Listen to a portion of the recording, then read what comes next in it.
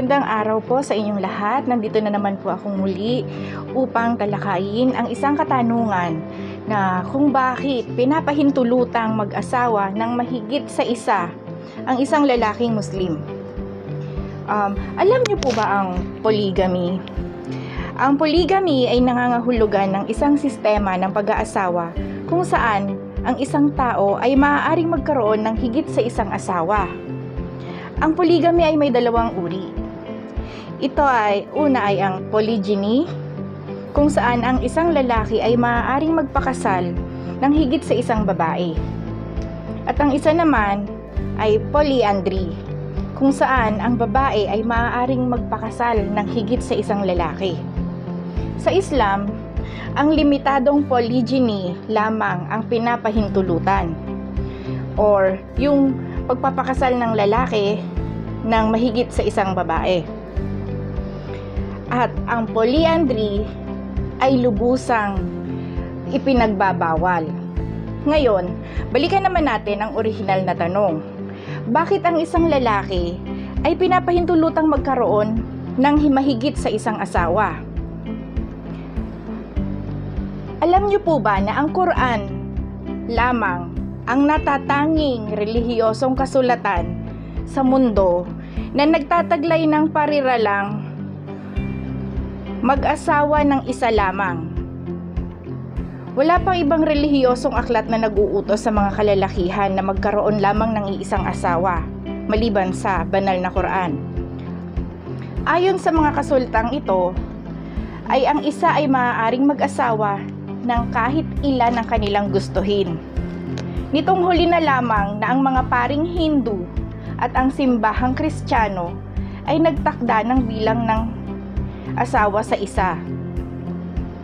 Maraming mga relihiyosong personalidad na mga Hindu, ayon sa kanilang kasulatan, ang nagkaroon ng maraming mga asawa. Si Haring Dashrath na ama ni Rama ay mayroong higit sa isang asawa. Si Krishna ay mayroong maraming mga asawa.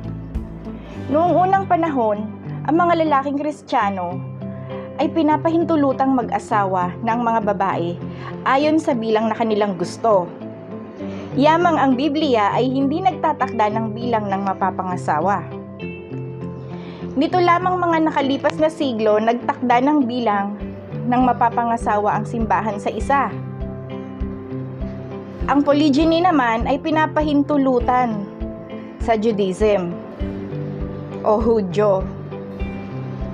Ayon sa batas na nakasaad sa Talmud, si Abraham ay may 3 asawa. Si Solomon ay mayroong 708 na asawa. Ang pagsasabuhay ng polygyny ay nagpatuloy hanggang si Rabbi Gershom ben Yehuda ay nagpalabas ng kautusan laban dito. Ang mga Hudyong kabilang sa Sephardic, ang Sephardic po, ayon po yung mga Hudyo na mayroong Spanish origin, na mga tumitira sa mga bansa ng Muslim. Noong ang isang batas ay naipasa ng pinunong rabbi ng Israel na nagpalawak sa pagbabawal ng pag-aasawa ng higit sa isa. Ang ulat naman po ng Committee of the Status of Women in Islam na naitala noong 1975 ay bumanggit sa pages 66 at 67 na ang porsyento ng polygamous marriage sa pagitan ng mga taong 1951 at 1961 ay 5.06% para sa mga Hindu at 4.31% naman po para sa mga Muslim. Ayon sa Indian law, ang mga lalaking Muslim lamang ang pinapahintulutan na magkaroon ng higit sa isang asawa. Ito ay illegal sa sino mang hindi Muslim sa India na magkaroon ng higit sa isang asawa. Kahit naman po sa atin, di ba, sa Pilipinas. Ang mga Hindu ay higit na mas maraming asawa kung ikukumpara sa mga Muslim. Noong una, walang pagtatakda kahit pa sa mga lalaking Hindu patungkol sa bilang ng pwedeng mapangasawa. Noon lamang 1954 ito ay pinagbago. At nung naipasa ang Hindu Marriage Act, ay naging illegal na ito sa India. Ngayon, ating suriin naman kung bakit ang Islam ay nagpahintulot sa isang lalaki na magkaroon ng higit sa isang asawa. Gaya nga po ng nabanggit ko, ang Quran lamang ang natatanging relihiyosong kasulatan na sa ibabaw ng mundo na nagsabi na mag-asawa ng isa lamang. Ang konteksto ng pariralang ito ay ang sumusunod na talata mula sa Surah An-Nisa sa maluwalhating Quran. Bismillahirrahmanirrahim. Kayo ay magsipag-asawa ng kababaihan na inyong mapupusuan, 2 o 3 o 4, datapwat kung kayo ay hindi makagaganap na maging makatarungan sa kanila, kung gayon ay mag-asawa lamang ng isa. So, yun po yung kondisyon. Hindi po yun ginawang pribilehiyo sa mga Muslim para magsipag-asawa sila ng marami. Kailangan maging patas, maging makatarungan. Bago ipinahayag ang Quran, walang limitasyon ng pag-aasawa. At maraming mga kalalakihan ang nagkakaroon ng iilang mga asawa. Ang iba ay umabot pa sa daan-daan, kagaya nga po ng nabanggit ko, si Solomon ay may 708 asawa. Ang Islam ay nagtakda ng limitasyon hanggang 4. Ang Islam ay nagbigay sa isang lalaki ng pahintulot na mag-asawa ng 2, 3 o 4 na babae, sa natatanging kondisyon na siya ay makitungo sa kanila ng may hustisya. Base rin po sa isang ustad na napanood ko, ipinaliwanag niya po roon na ang unang asawa ay may bahay na nagkakahalaga ng 100,000 piso. Kailangan po sa ikalawa, ikatlo, ika-4, meron din yung mga bahay po na ipatatayo ng kanilang asawa ay ganun din po ang magiging halaga. Kung gaano po ang sukat, ganun din po. Hindi po pwedeng, kasi dito wala pa naman kaming anak, maliit lang muna. Kasi dito dadalawa lang kami or marami kaming anak, kaya kailangan malaki yung bahay namin. Hindi po pwede yung ganon. Kailangan po pantay-pantay. Regardless kung ano pa yung kondisyon ninyo dun sa kabilang asawa. Ang polygyny ay hindi isang batas, kundi isang exception lamang. Maraming mga tao ang nasa ilalim ng maling kuro-kuro na ito, na sa pilitan sa isang lalaking Muslim na magkaroon ng mahigit sa isang asawa. Hindi po. May katumbas po yun na disiplina, or kung matatawag ba natin disiplina yon, or may mga do's and don'ts po doon. May kalakip po yun na instruction. Hindi po yun basta-basta na ang Muslim ang isang lalaki, karapatan niya ng mag-asawa. Hindi po. Kailangan patas at fair siya sa magiging iba niyang asawa. Mapapanood nyo rin po si Robin Padilla na nabanggit niya po yun, na maging, i-quote ko lang po, na maging ang masasarap na gabi daw, kailangan ay patas. Wala pong dapat pagkakaiba. Sino pa po ba makakaalam nun?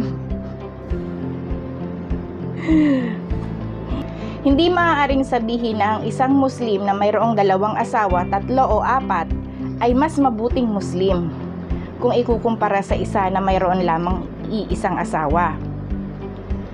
Sapagkat iyon po ay ginawang ibinigay na instruction ni Allah upang maging kasagutan lamang po. Kaya ang pag-uutos, hindi po pag-uutos, instruction po or exception para hindi po ang lahat po ng babae ay makapag-asawa at maiwasan ang kasamaan. Kung kaya't pinahintulutan ang isang lalaki na makapag-asawa ng 4. Ang India ay mas may higit na populasyon ng lalaki. Bakit po?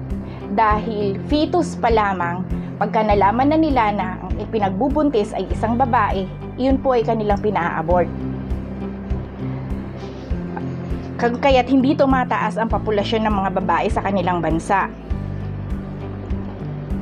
Subalit, ang populasyon ng kababaihan sa mundo ay mas higit kaysa sa populasyon ng kalalakihan. Aminin man po natin sa hindi. Sa US, ang mga babae ay mas nakahihigit sa mga lalaki ng 7.8 million. Sa New York, may 1 milyong higit na babae kumpara sa mga lalaki. At sa bilang ng populasyon ng kalalakihan sa New York, one-third po nun ay mga bakla. Sa US, sa kabuuan, ay may mahigit sa 25 million na mga bakla. Sa Great Britain, ay may 4 na milyon naman po na higit sa mga kalalakihan. Ang Germany ay may 5 milyon na mas maraming babae kaysa sa lalaki. Ang Russia naman po ay may 9 na milyon. Ipagpalagay na po nating may kapatid tayong babae na kasalukuyang naninirahan sa US at hindi pa ito nakakapag-asawa. May 2 option na lang pong natitira sa kanya. Ang mag-asawa sa isang lalaking may asawa na, kagaya po ng Muslim, gawin po siyang ikalawang asawa or ikatlo or ikaapat, or ang pangalawang option po is kung pwede ba siyang maging public property. Alam niyo na po ang ibig kong sabihin kung ano yung public property. Sa lipunan ng mga taga-kanluran, karaniwan na sa isang lalaki na magkaroon ng isang kabit o maraming mga karelasyon. Ang lipunan ding yon, ganun pa man, ay hindi matanggap ang isang lalaki na magkaroon ng higit sa isang asawa, kung saan ay mapapanatili ng mga babae ang kanilang mga dangal at ang kanilang kapitapitagan na posisyon sa lipunan at mamuhay ng isang protektadong buhay. Kaya kung sa mga kababaihan po, ano po ang pipiliin ninyo? Maging pangalawa or pangatlong asawa na isang Muslim na lalaki? Or maging pampublikong pag-aari?